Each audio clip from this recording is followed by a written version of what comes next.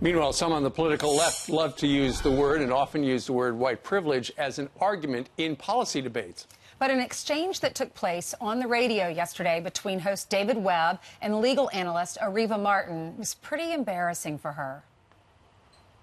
That's a whole nother long conversation about white privilege and things that you have the privilege of doing that people of color don't have the privilege of. How do I have the privilege of white privilege?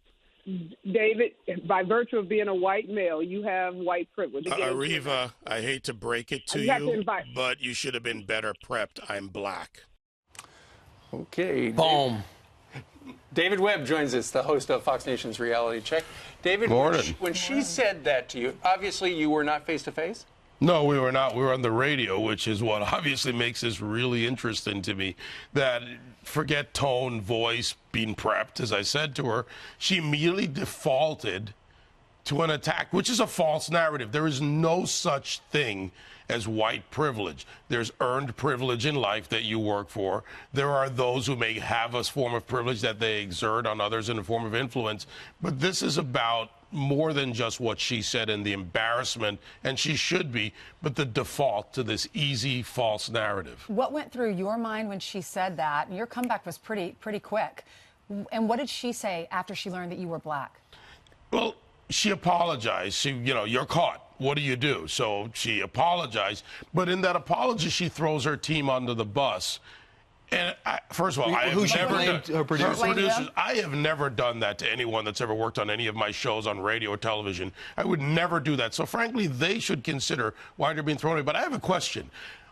Who gives you the wrong information that I'm white to come on my radio show? Think about that for a minute. What did she say, her team? What was the bad information? They gave her the wrong information. So what does that mean? Well, that's my question. How do you give someone the wrong information about my skin color? But, I also went into something, and I want people to understand this. There's a serious conversation to be taken from this. As I've said before, our skin is an organ. It doesn't think, it doesn't formulate ideas. Let's look at it that way and go back to the ideas in our head, the ideas in our mind, and the things we need to discuss. So here's the thing. Let's look at the whole issue in particular. You had a set of beliefs that she just assumed made you white because you believe what?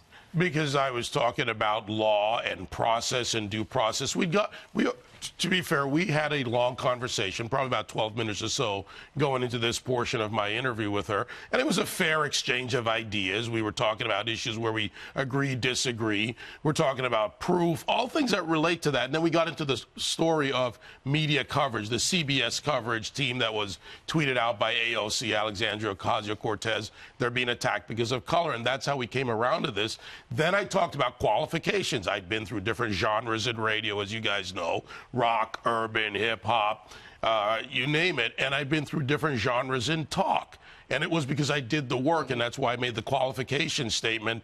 But being on Patriot Radio with me and being on a conservative talk station, well, I must have been white. It was in her head. But I go back to, who gives you the wrong information about my skin color? I think that was just her response. She was just caught. I don't think her producers tell her. I would imagine they're not telling her what color skin the person Well, I who's don't interviewing look for color, but if I'm being interviewed, and we started here at some point together, right, what do? I go and I look and I go, who am I talking to? What do I know about him? Brian does radio.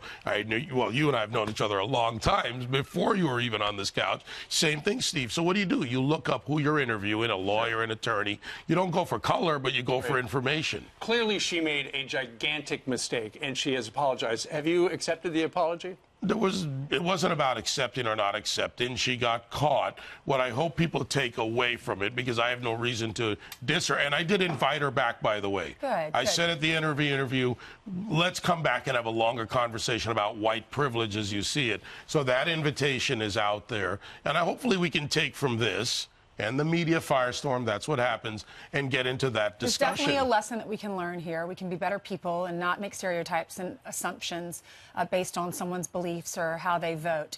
But if this were happening, if the shoe were on the other foot, if you had done this to her, if a conservative had done this to a liberal, what would be the reaction? It would be calls for firing. They would be pressuring advertisers. The machine on the left would have gone into full-blown action.